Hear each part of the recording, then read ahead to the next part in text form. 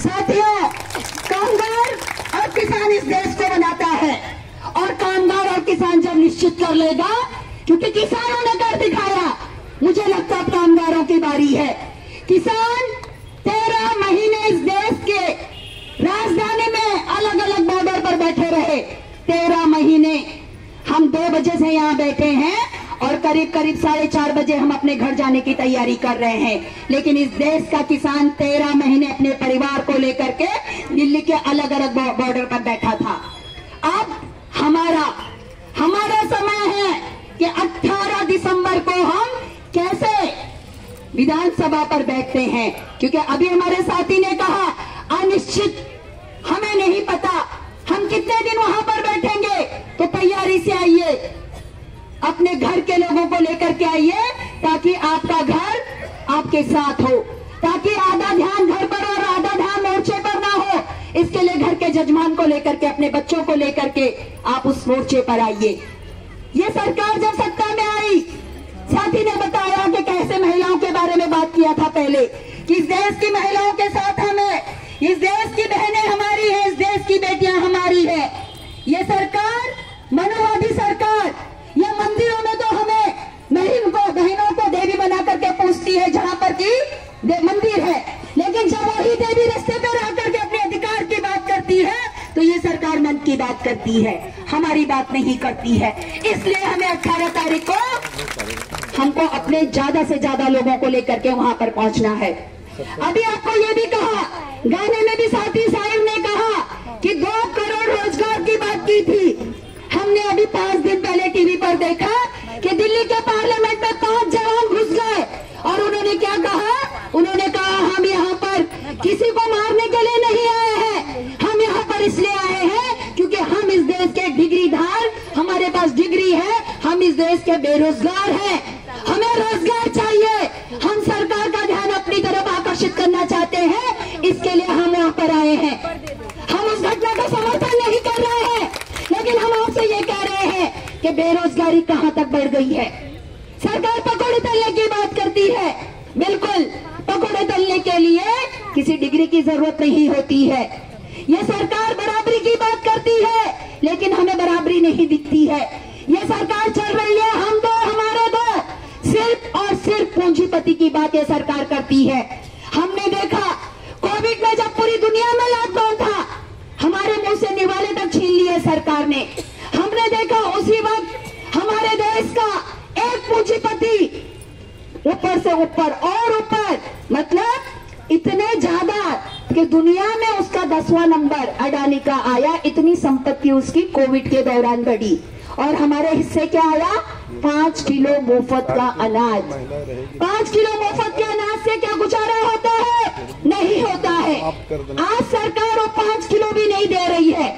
महाराष्ट्र के 18 जिले में सरकार ने अब सब्सिडी देना शुरू कर दिया है।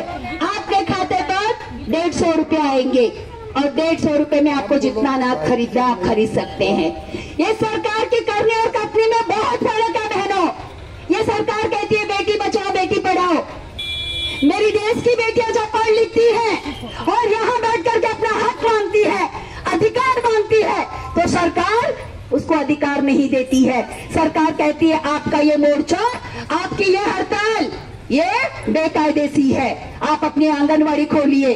अभी साथी ने कहा कि 23 दिन आशा की बहनें संप पर थी, और सरकार ने 23 दिन के बाद ऐलान किया कि वो हमारा मानधन बढ़ करेगी। आज कितना दिन हो गया है, क्यों नहीं जीआर निकला है? ये सरकार हमें फूट डालने का भी काम कर रही है, क्योंकि जैसे ही घोषणा हुई कि आशा की बहनों का मानधन बढ़ हो गया है, हमारी आंगनवाड़ी की बहनों को लगा रही है क्या हो गया, हम तो कब से हैं, हमारा क्यों नहीं हुआ? आशा पीछे से आकर के आगे निकल रही है। लेकिन मुझे लगता है हमारी आंगनवाड़ी की बहनों ने सोचना चाहिए कि हमारी यूनियनें जितनी भी है आंगनवाड़ी के अलावा, हमने लड़ना आंगनवाड़ी से सीखा है। हमको लड़ने की शक्ति आंगनवाड़ी से मिलती है, क्योंकि जिस मंशा से, जिस लगन से आंगनवाड़ी की बहनें लड़ती है, दूसरा कोई संगठन नहीं लड़ता है।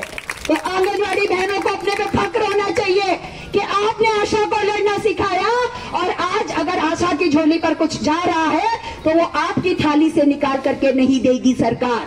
तो अपनी यूनियन की ताकत पहचानिए।